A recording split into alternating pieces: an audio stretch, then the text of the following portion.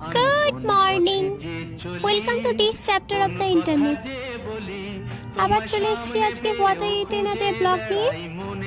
চলো দেখা যাক আমি কি কি খাই।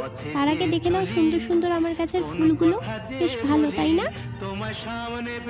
সকালটা আবার শুরু করে ফেলেছি জিরা ওয়াটার দিয়ে।